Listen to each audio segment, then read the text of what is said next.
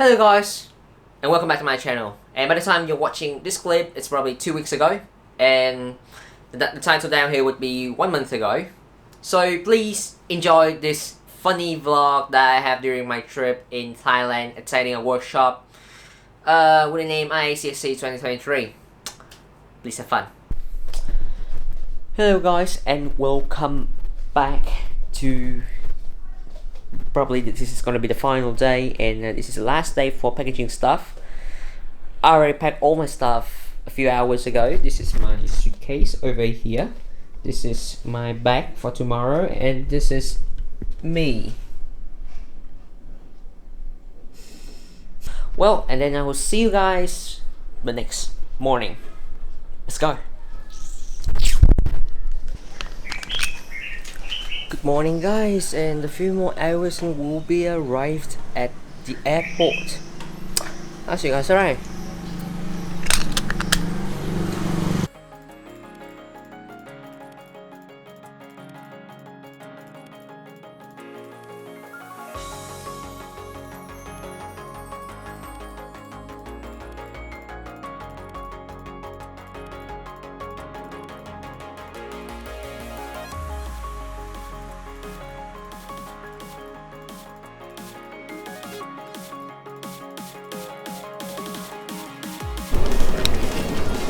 Anh ơi, anh chia sẻ về ly cà phê của em đi. Các bạn có biết không, hôm nay chúng tôi... Anh giới thiệu ly cà phê của em đi. Xin chào các bạn, thì hôm nay tụi mình đi Thái để tham gia hội nghị học thuật về phát triển bền vững. Cơ mà đây là sai lầm đầu tiên của tụi tôi này. Và của ai thì mọi người tự biết rồi nhá. Rick, Kit, Hoàng Anh đã mua một ly cà phê 120.000, 120.000, các bạn nghe không đùa đâu. 108. Mình rất là thông minh, là mình dư sức biết ở đây quá mắc thấy mẹ luôn, cho nên là mình đã ăn sẵn ở nhà. Nhưng mà các bạn sao ở đây có Highland này, ở đây có Highland có băng. Đây. Các bạn biết không, một cây chúp 3 chúp bình thường ở đây chắc 7.000 à, ở đây nó bán 0,2 đô. Tôi đâu có ngu phải không? Nhưng mà bạn biết sao không? Gấp 4 lần mà bạn ấy vẫn mua. Sốc không? Trời ơi là trời. Nói chung là mình rất là giàu mọi người. Okay. We're boarding the planes. Let's go. Oh shit. Em uống đúng không? Có, em đang uống mà. Okay guys, we got the ticket, we got the check-in, all things done, everybody's here. We have Miss Hương. Hello Miss Hương. How are you doing today? Good, I'm good. You good? Thank you. How about you Miss Ngọc? Very good. Okay, that's great. That's great to hear that. Hello. Sao rồi? How you doing today? Ổn em ơi. Ooh. Where's the plane?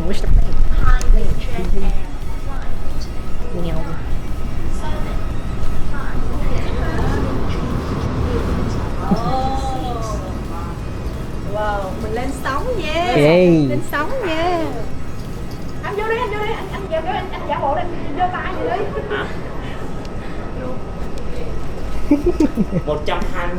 128.000 của ai đó. Bruh. Hello. Let's go.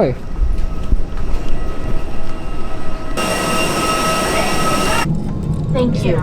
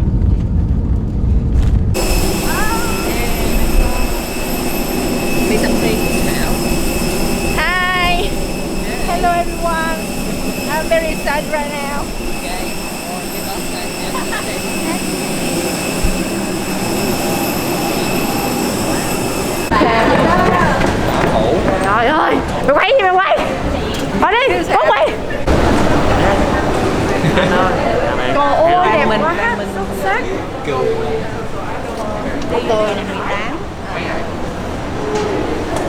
Anh quảng cáo Hello. music đại cương của tụi mình nha anh. Trong lúc đợi trong lúc đợi để ra xe buýt ấy, thì mình có quảng cáo một số môn học mà mình đã từng dạy, nhưng mà có vẻ các bạn ở trong đây không có hứng thú học bởi vì sợ rớt môn quá.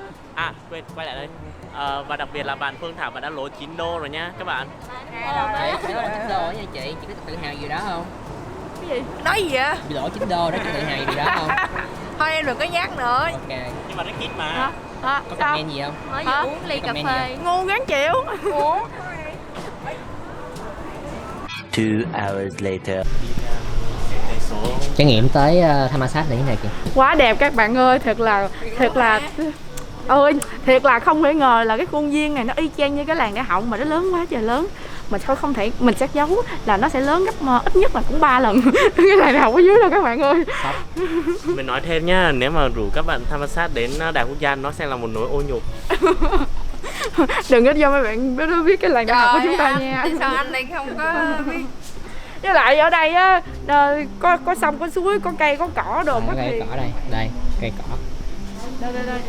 Có thằng thiền kia nữa chỗ. Nhưng mà sắp tới chuẩn bị có ác mộng rồi đó. Có nguy cơ là mình sẽ ở cái tòa bên này chứ không phải là Tòa này. bên này. Cái gì ở đây hả? Đúng rồi. Tòa này mới là VIP. Trong hồ bơi luôn kìa. Ôi cái hồ nè. Vô không? Ngắm cái hồ biết. Rồi đi không mọi người ơi. Đi. Cô đâu? Các bạn ơi, hiện tại là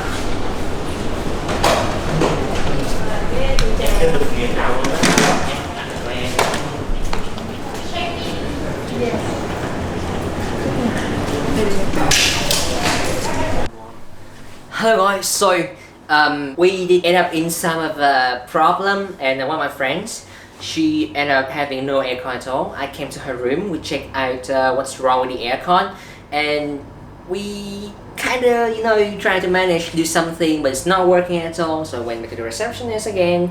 We asked for the what to do with the maintenance, blah blah blah blah.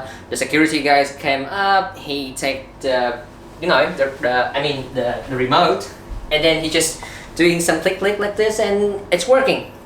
It's kind of like this guy was like a wizard or something. He's just doing some twinkle bling bling, something like that. Not quite sure how, but it seems end up alright, I think. And yeah, so I'll do a shower pretty quick now. It's around 3:15, right? 3:15. We're gonna be head down to the hall at 3:30. We'll take a bus to Bangkok, and probably asking the receptionist somewhere to go to enjoy our nightlife, street food vendors, and all kind of stuff in Bangkok. They recommend that we're not gonna take the SRT, even though that we're gonna do the SRT trip on 24th, something I think, and yeah, probably we're gonna take probably a short distance things and something, and maybe to give us a little bit of a detail about how to which kind of transportation to go into Bangkok city center. And alright, and I will see you guys in a few clip. Alright.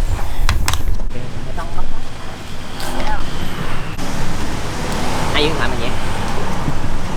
Ủa, hôm nay bạn có cọc không? Có, mà tôi rất cọc và tôi đang bị stress vì không biết tại sao tao không giao tiếp được với bất kỳ ai. Bạn nghĩ sao nếu mình trô vô là mình sẽ mất ví lần 2? Bạn mà làm mất ví lần 2 thì đó là chuyện của bạn, mình sẽ không cố gắng làm mình mất ví nha mọi người. Ok, chúng ta cùng nhau tiếp tục. Thì theo nhiệm vụ ngày hôm nay chúng ta Tóc đỏ chỉ ơi, đi, quay lại hai một cái nào. Tóc đỏ. Đây này, hôm nay lẽ ra phải đi sớm đúng như dự kiến, nhưng mà các bạn làm mình chế hết sạch rồi đó, còn lè lưới kìa. Thôi, hello Diễm Anh. Hello anh. Đông Á. Đông Á hả? East Asian thôi.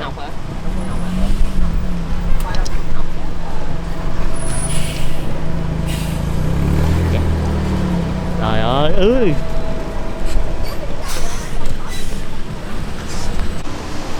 Rồi đã đến lúc tính tiền về xe buýt căng thẳng không kìa. Nè, căng thẳng cười này. Cái này bao nhiêu vậy? 500. 500 cũng bự á. 500 là 250. Đứa này sắp mặt. Five, Cho nên mình mới phải đi xe buýt. 5, 1, 2 number. Ê, mọi người có chuẩn bị dù không? 5, 1. Không. Ê, 5, 1, 2 kìa.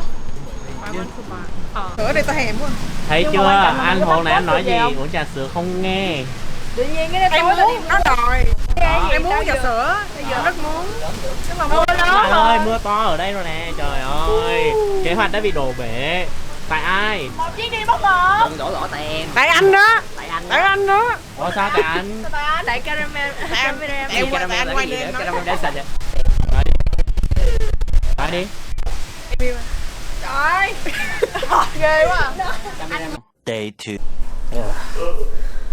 Hello guys, been a nightmare trip for all of us here, and we kind of struggle on the first day. I don't know if it's going to happen in the next few days during our stays or not. We were planning yesterday going to Bangkok, but it wasn't all according to plan. So most of the case has been dismissed, and it's a shame that we did not have time and not manage to be able to explore the whole area. So I was quite mad at first, kind of mad at that time. You see the video. And today we're gonna go to attend a speech somewhere, probably at the school, probably Thammasat Design School or Engineering Architecture or something like that. And yeah, and probably we're gonna go for a field trip someday coming on, probably 25th, today's 24th. So yeah, well, I'll catch you guys later on. Let's see some B-roll view, probably. Yeah, so Đây, Hello everyone. Hello. đang ở đâu? We're gonna go to the Cái này là cái gì á? Cái này là cái gì? Là cái gì? Thammasat University of Planning and Architecture. No, Open. it's a Open. beautiful morning. Beautiful morning, honey. I'd say no, probably no. And it's not a very good experience, especially for when we kind of like miscommunication with literally everyone in this place, basically.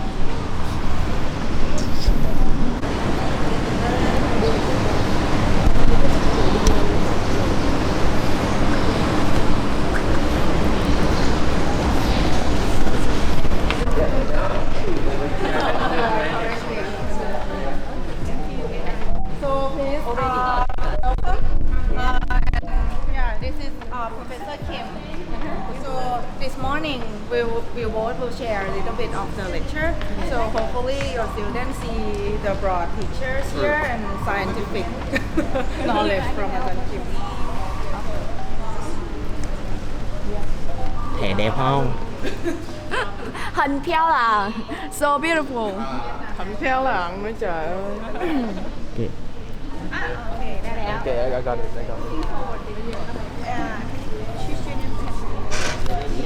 Malaysia or Indo. What's your name? Nào. Ra dáng sinh viên gì chưa? Ok, quá xịn luôn. Vô.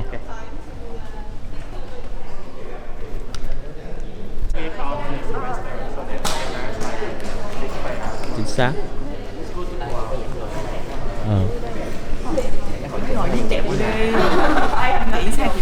Chẳng bằng trường mình. Hơi lạ. Đây là những thành phần của nhân văn này. Ủa, sản phẩm của nhân văn nè. Không. Trường này. Rồi mặt ngáo rồi đó.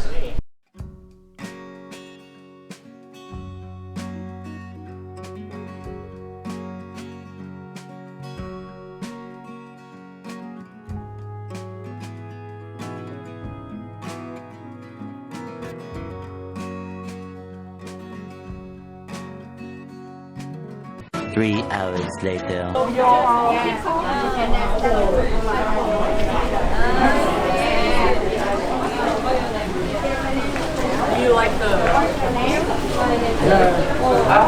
Video with these buildings, may I introduce a bit about this building? This building, the people here know as Japanese Study Center, Japanese building. I used to study in Japan. Gì ạ? Em làm chọn bò thôi.嬉しい. 3, 2, 1. Ok, giỏi pose. Lord. That was great. Buenos días.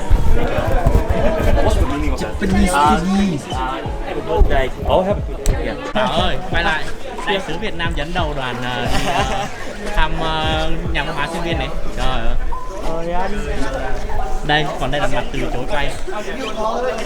Má mệt mỏi. I've designed this part myself. Where you designed? Yeah, I designed it. Bà cảm nhận thế nào? Đẹp không? Không, nhìn kìa. Gì vậy kìa? Oh. This is my team that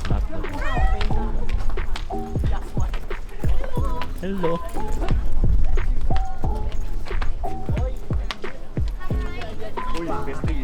Make the...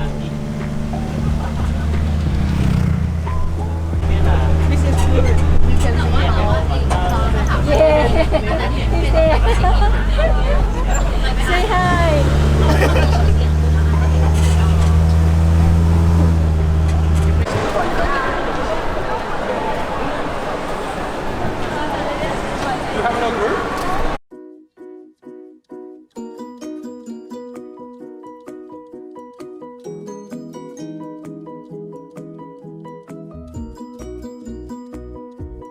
A few moments later.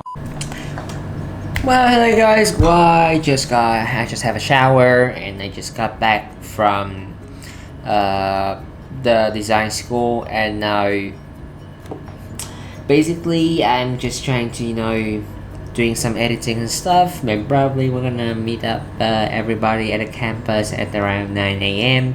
So probably I'm gonna wake up early this time, and you know what? I'm not gonna get along with anyone this time. I'm gonna go alone this time. Yeah, okay.